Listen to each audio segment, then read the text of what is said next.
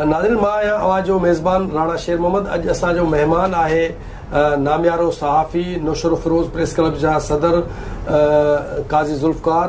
इन्हनि जो जनमु खानवाण जे भरिसां ॻोठ गाही खान जलबाणीअ में ॻोठाणे ग़ुलाम रसूल काज़ीअ जे घर में 8 जनवरी 1972 में थियो ऐं प्राइमरी तालीम इन्हनि पंहिंजे ई ॻोठ मां हासिलु कई। जॾहिं त मैट्रिक जो इम्तिहान इन्हनि खानवाण जे हाई स्कूल में ॾिनो ऐं उतां पास करण खां पोइ इंटर जो इम्तिहान कंडियारो जे डिग्री कॉलेज मां इन्हनि पास कयो आहे।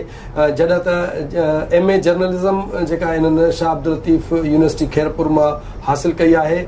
नंढपिण में जॾहिं ही इब्तिदाई दौर में तालीम हासिलु करे रहिया हुआ त उन वक़्तु खां ई छाकाणि त इन्हनि जो घराणो जेको आहे उहो अदबी घराणे सां इन्हनि जो ताल्लुक़ु आहे त साहिती लाइब्रेरी खानवाण जे सार संभाल में इन्हनि जो कंट्रीब्यूशन शुरू में रहियो ऐं इहो अदबी ज़ौक़ इन्हनि खे शुरू खां ई उतां ई इन्हनि खे मिले थो।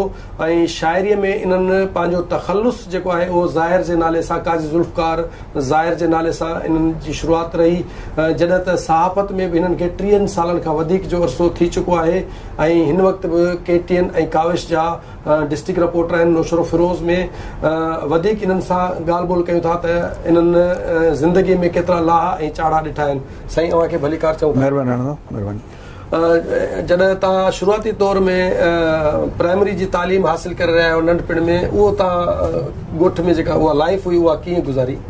राणा, हाणे पाण जेकॾहिं पोइते वञूं था पिया जेको 80 वारो ॾहाको हो त उन्हनि ॾींहंनि में मुंहिंजी जेका प्राइमरी तइलीम हुई उहा ॻोठ गाही खान जलबाणी में हुई। मुंहिंजो बाबा जेको उहो प्राइमरी टीचर हो ऐं उते ॻोठ में ई आउं 3 दर्जे ताईं पढ़ियुसि। पोइ उनखां पोइ वरी जेके 2 क्लास हुआ मुंहिंजा, 4 ऐं 5, बाबा सां गॾु पंधु वञिबो। 3 किलोमीटर परे ॻोठ शादी खान मरी हूंदो, पोइ उते तइलीम हासिलु करण लाइ वञिबो। इहा ई साॻी सूरत हाल हुई उन्हनि ॾींहंनि में। इहो त रस्ता जेके हुआ उहे रोड रस्ता न हुआ। खानवाण खां असांखे तक़रीबन 4 किलोमीटर ॻोठ असांजो परे हूंदो, पोइ पंधु अचणु वञणु थींदो। प्राइमरी जेकी तइलीम तव्हांखे ॿुधायो त ॻोठ गाही खान जलबाणी शादन मरी, छाकाणि त बाबा जी जॾहिं किथे ट्रांसफर थींदी त वरी पोइ हुनखे हलिया वेंदा हुआसीं। पोइ उते ई असां हासिलु कई। उनखां पोइ मैट्रिक जेकी आहे मूं खानवाण जो जेको तारीख़ी हाई स्कूल आहे उते मैट्रिक मूं पास कई। मैट्रिक दौरान ई असांखे, छाकाणि त जीअं तव्हां पंहिंजे इंटरव्यू में ॿुधायो त जेको असांजो घराणो जंहिंमें पारस हमीद, गुलाम नबी नाशाद, पंहिंजो अब्दुल्लाई वफ़ा ऐं मुख़्तलिफ़ जेके असांजा मामा हूंदा उहे, उन्हनि जो ज़ौक़ु हूंदो, अदबी ज़ौक़ु हूंदो। असांजे ॻोठ में अदबी महफ़िलूं थींदियूं हुयूं। पोइ उते उन्हनि जो पाणी पियारणु, उन्हनि जो जेको कमकार करणु हूंदो, उनजे करे इहो जेको ज़ौक़ु हुयो इन पासे थियो। ऐं उन खां पोइ असीं जॾहिं तव्हां ॿुधायो इंटर जेकी थी उहा गुलाम रब्बानी आगरो डिग्री कॉलेज जेकी हाणे सजे थी पई तॾहिं गवर्नमेंट डिग्री कॉलेज हुई, उते आउं फस्ट ईयर इंटर कई। उन खां पोइ शाह अब्दुल लतीफ़ ऐं पोइ वरी जॾहिं हेॾे लॾ पलाण थी त उहो सॼा मामला उन तरीक़े सां थिया। अच्छा, सहाफ़त में अचण खां पहिरियां तव्हां शाइरी कई आहे त नंढपिण में ई तव्हां चओ था त असां जेके वॾा हुया उन्हनि जी सोबत में इहो असरु असांजे मथां ग़ालिब अची वियो त को तव्हांजी सर्जियल शाइरी जा कुझु? ॾिसो राणा, असल में छा आहे त बेसिकली असांजो जेको माहौल हुयो अदबी माहौल हो। उन्हनि ॾींहंनि में मूंखे यादि आहे त असांजो दोस्त आहे गुलशेर लोची जेको टंडोजाम में काविश KTN जो रिपोर्टर बि आहे, उहो ऐं असांजो गॾु हुते वेहणु हूंदो हो।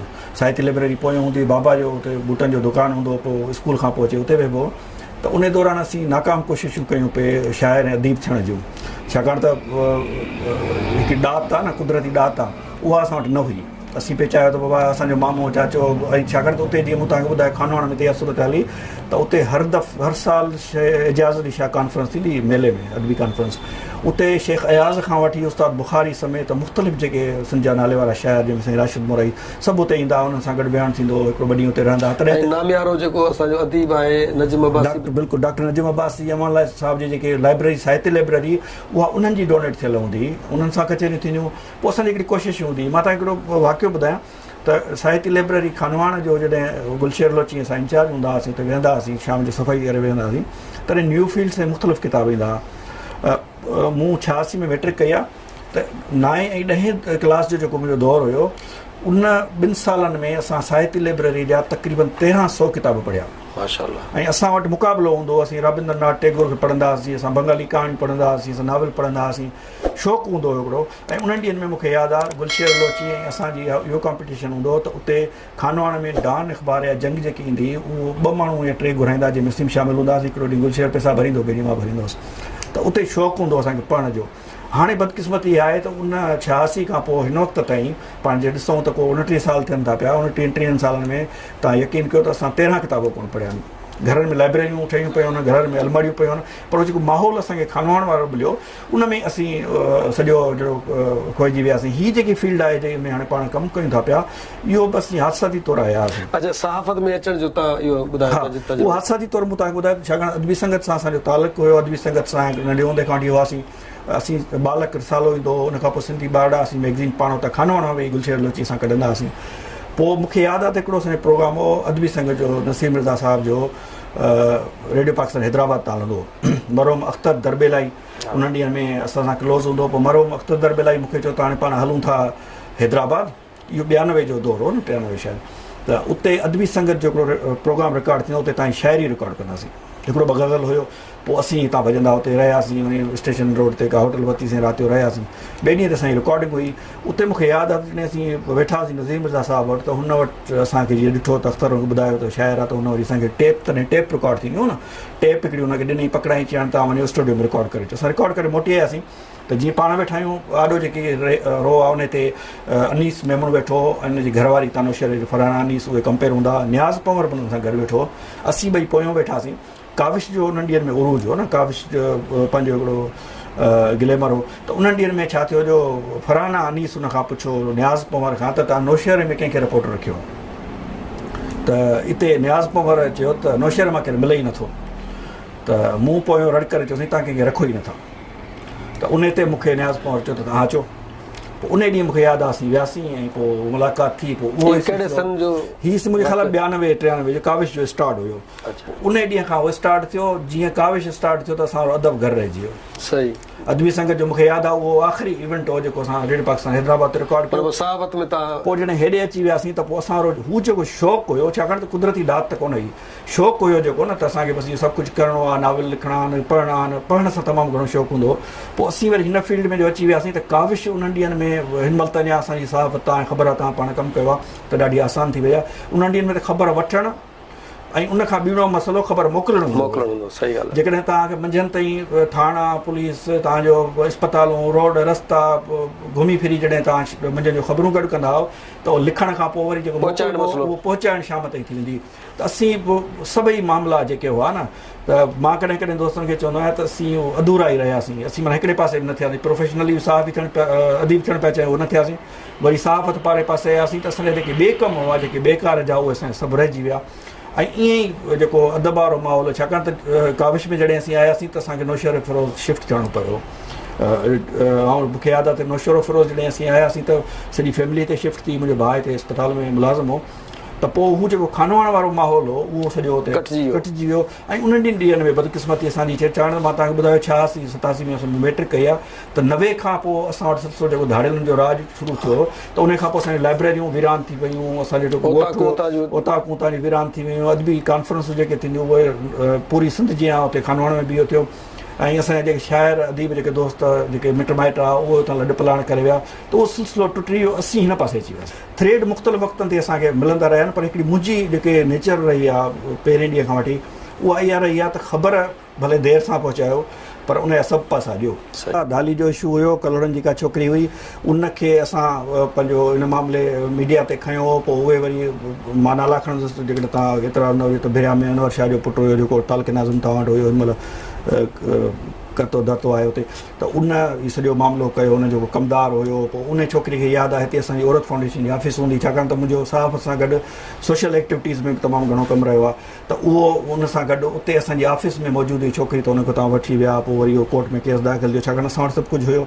इहो केस उन खां सवाइ तव्हां भिरिया रोड हलियो, नवीदा कलर जो केस आहे, उहो तव्हांजे साम्हूं आहे। उन में असांखे कोर्ट में छिकरायो वियो वकीलनि पारां। मूंखे यादि आहे जॾहिं असां वटि सबूत हुया, जॾहिं असां सेशन जज वटि पहुतासीं त मूंखे यादि आहे त असांजो को वकील थियण लाइ कोन हो तयारु, ऐं डिस्ट्रिक्ट बार जा सभई वकील असांजे ख़िलाफ़ु बीठा हुआ। त छाकाणि असां वटि सबूत हुया सभिनी मामलनि जा। वरी तव्हां इमरान जो केस ॾिसो जेके असीं हिते पाण कया आहिनि। असांखे इहो अलाजी मेंबरनि खां एज़ाज़ हासिलु आहे त तव्हां सिंध यूनिवर्सिटी जे कैंपस तव्हांजे पाड़े में आहे, इन खे खोलाइण में बि असांजे काविश फोरम घुरायो, उन में ज़फ़र शाह खे विहारियो, सभिनि खे विहारियो, हिकिड़ो मोमेंटम ठहियो। शहर जा जेके मुख़्तलिफ़ इशू आहिनि। अच्छा, उन्हनि ॾींहंनि में वरी हीअं वणा त हिन महिल जेकी सहाफ़त आहे, असांजो कमु आहे ख़बर ॾेई छॾियूं।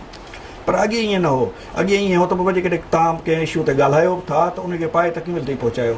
30 साल पहिरियां तव्हां जॾहिं सहाफ़त शुरूआत कई आहे, जीअं तव्हां ॿुधायो त असांखे ख़बरूं मोकिलण में तमामु ॾुखियाई थींदी, सॼे ॾींहं में ख़बर कभी उहो दौरु ऐं अॼोको दौरु सहाफ़त में तव्हां कहिड़ो फ़र्क़ु था महसूसु कयो? राणा ॾींहं राति जो फ़र्क़ु आहे। अॻे मूंखे यादि आहे, मां नाला खणंदुसि जेकॾहिं तव्हां इजाज़त हुजे, त नौशहरे में चंद सहाफ़ी हूंदा हुआ। मूंखे यादि आहे जॾहिं मां हिते पंहिंजो नौशहरो फिरोज़ में आयो हुउसि त इहो 92 जो शायदि दौरु हुयो, बरसातूं पयूं तमामु घणियूं। तॾहिं असांजी प्रेस क्लब में कंवल सिंधी पंहिंजो, उनखां सवाइ उस्मान ख़ानज़ादो, फ़क़ीर हिकिड़ो तुंहिंजो साहिबु हूंदो हुओ, फोत थी वियो, समी अलवरी, अमजद मेमण, इहे सभु दोस्त मुंहिंजा सीनियर हूंदा हुआ। पोइ जॾहिं हिते मूंखे यादि आहे मां आयो हुउसि त कंवल सिंधी असांजो हूंदो हो। पोइ कंवल मूंखे गाइडलाइन पे ॾिनी, तव्हां हीअं हीअं करिणो आहे, तरीक़े सां करिणो आहे। ऐं उहो जीअं मूं तव्हांखे ॿुधायो ॾाढो ॾुखियो दौरु हुयो। हिकु हिकु ख़बर खे असांखे छॾे छाणे ॾियणो पवंदो हो। ऐं हाणे त असीं ॾिसो न, तव्हां जेके 5 ख़बरूं मोकिलियो था त हुन मां 4.5 छपिजी थियूं वञनि।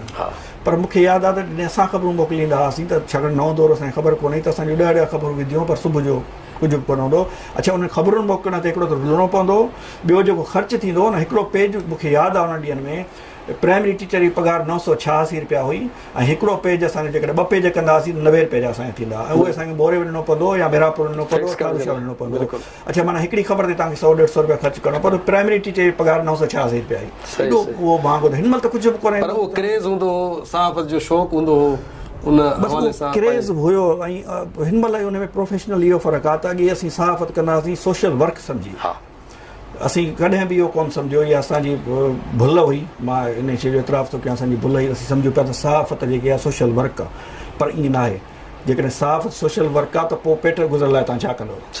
सहाफ़त हिकु फुल टाइम कमु आहे। असीं उनखे सोशल वर्क सम्झी पिया कयो, ऐं सोशल वर्क समाजी भलाई में जेको कमु आहे, जेको मज़ो आहे, उन मज़े में ई असां इहे 30 साल कढी विया आहियूं। हाणे हीअं थींदो, अॼु हीउ मामिलो आहे त पंहिंजे घर जो मामिलो आहे, जेकर नवीदा कलोड़ जो केस आहे त माना घर जो मामिलो आहे, इमरान जोखिम जो केस आहे, भले असांखे सुभाणे 10 केस ॿिए थी वेंदो आहे, इमरान सां बीहणो आहे। हिन महिल तव्हां ॾिसो केॾी गैर ज़िम्मेवारी रिपोर्टिंग थिए थी पई। ऐं उहो जेको कूड़ वारो मामिलो आहे न, जेको हुते असीं सबक़ु पढ़ियो, जॾहिं कूड़ कूड़ कूड़ कबो आहे त पोइ सच बि कूड़ थी वेंदो आहे, त हीउ हाणे उहो मामिलो थी वियो आहे। हिन महिल वेसा ख़तमु थी वियो आहे। तव्हांजा सोशल मीडिया ते दोस्त लिखनि था पिया, या तव्हां फेसबुक ते हलिया वञो, तव्हां मुख़्तलिफ़ व्हाट्सअप ग्रुप, ट्विटर ते तव्हां हलिया वञो, त हर माण्हू सहाफ़ी आहे। हर माण्हू वटि कैमरा आहे, हर माण्हू वटि पंहिंजो लिखण जो, सिंधी लिखण जो ढंग बि आहे। पोइ जेको माण्हू रोड ते का शइ ॾिसे थो लिखी थो छॾे, पोइ उहा ग़लति आहे सही आहे, उन सॼी थियण खां सवाइ माण्हू हिन महिल त इहा सूरत हाल आहे। मां सची ॻाल्हि ॿुधायां, हिन महिल त इहा सूरत हाल आहे त चंद जेके माण्हू आहिनि सभिनि शहरनि में, चंद माण्हुनि खां सवाइ त बाक़ी जेके अख़बारूं या जेके शयूं अचनि थियूं, त पढ़ंदड़ जेके आहिनि उहे उन ते बिलीव कोन था कनि, खणी फिटी करे था छॾनि। या जेके ऑफिसर आहिनि उहे, ऐं अॻे तव्हां ॾिसो हाणे फ़र्क़ु आहे। अॻे इहो त इंफॉर्मेशन डिपार्टमेंट जेको हूंदो हो, तव्हांजा PRO जेके रखियल हूंदा, उहे इन अख़बार जी कटिंग्स करे ख़बरूं मोकिलींदा, उहो लाॻापियल माण्हुनि ताईं पहुचंदियूं, इंक्वायरी थींदियूं। हिन महिल उहो सॼो सिलसिलो ख़तमु थी वियो आहे। उहो बि इन करे ख़तमु थी वियो आहे त हिकिड़ो त जीअं सहाफ़त ऐं अण तस्दीक थियल ख़बरूं, ॿियो इहो त जेको सरकार ऐं जेको आमोरनि जो जेको रवैयो आहे, हिकु कन खां ॿुधी ॿिए कन खां कढी छॾणु, माण्हुनि खे नज़रअंदाज़ करणु, उहो बि सबबु आहे त हिन महिल अख़बारी जेके मामला आहिनि उन्हनि ते घटि एक्शन थिए थो, पर थिए थो। हिन महिल ईअं बि न आहे सफ़ा त जेकॾहिं हिते का एजुकेशन हले थी त उन थिए थो। अच्छा, ॿियो हिकिड़ी शइ मां तव्हांखे हिन में वाधो ॿुधायां, असां पंहिंजा जेके ज़िम्मेवारियूं आहिनि उन्हनि खां अॻिते निकिरी विया आहियूं। मिसाल मां पाण तव्हांखे ॿुधायां त जेकॾहिं मुंहिंजो कमु आहे ख़बर ॾियणु, त मां सिर्फ़ु ख़बर ॾियां न। मुंहिंजो कमु इहो थोरी आहे त मां रोड ते बीह एहतिजाज कयां। सही, असीं ज़िम्मेवार बणिजी विया आहियूं इन शइ जा त बाबा असांखे ख़बर त ॾियणी ॾियणी, पर रोड ते बीहणो, एहतिजाज करिणो आहे, हर मुज़ाहिरे में सहाफ़ी जो इहो कमु न आहे। सहाफ़ी जो इहो कमु ई कोन्हे को। असांजो कमु आहे जेको थिए थो उहो रिपोर्ट कयूं।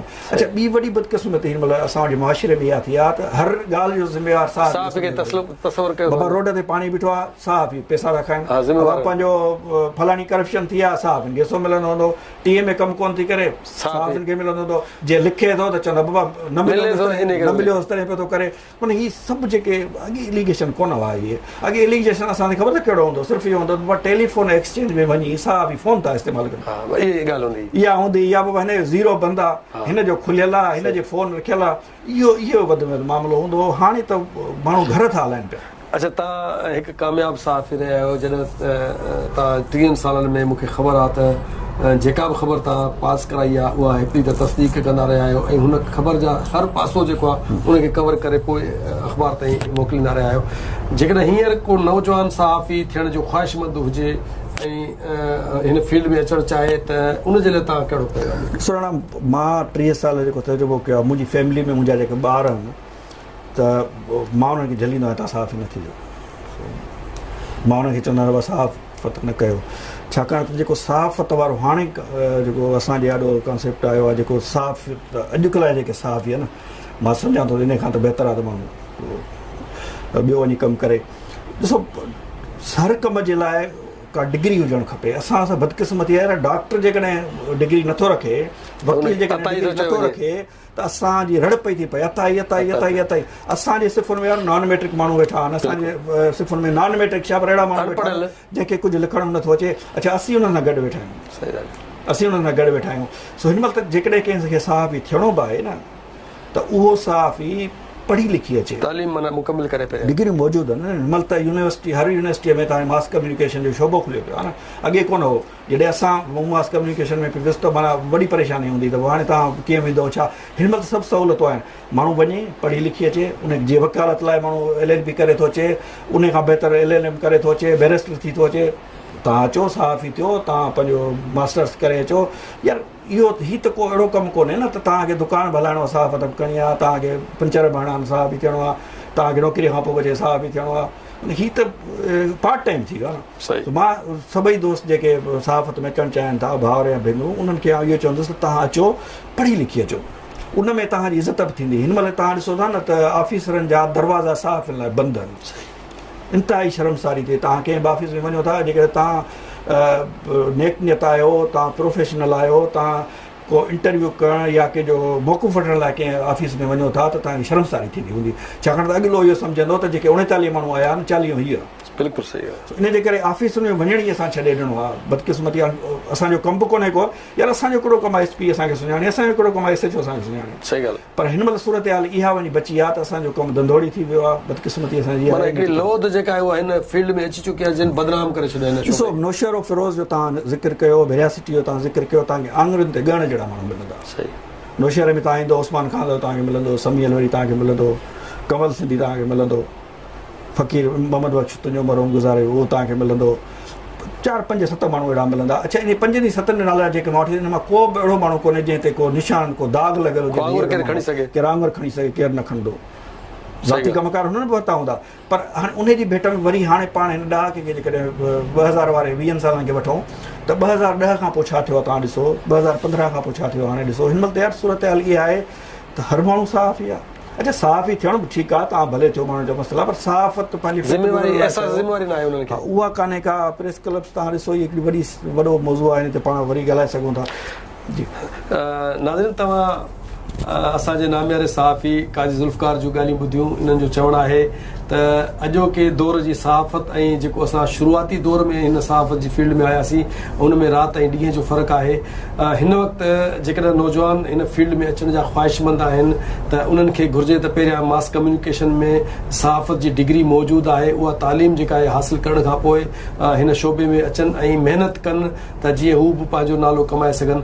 हिन जो वधीक इहो बि चवणु आहे त 30 सालनि जी सहाफ़ती जेको मुंहिंजो दौरु गुज़रियो आहे, इन में मां हर पासे जी जेका बि ख़बर हलाई आहे हुनखे हर पासे खां कवर करण जी कोशिशि कई आहे। इहो ई सबबु आहे जो मूंखे मुख़्तलिफ़ क़िस्मनि जा थ्रेट्स मिलंदा रहिया आहिनि, मूंखे कोर्ट ताईं बि छिकियो वियो आहे, पर मूं वटि उहे समूरा सबूत मौजूदु रहिया आहिनि, जंहिंजे करे मूंखे जेको आहे का बि तकलीफ़ न थी आहे। वरी कंहिं ॿिए नए महिमान सां गॾिजी ॿीहर मिलंदासीं, तेसीं ताईं ॾींदा इजाज़त। अल्लाह वाही।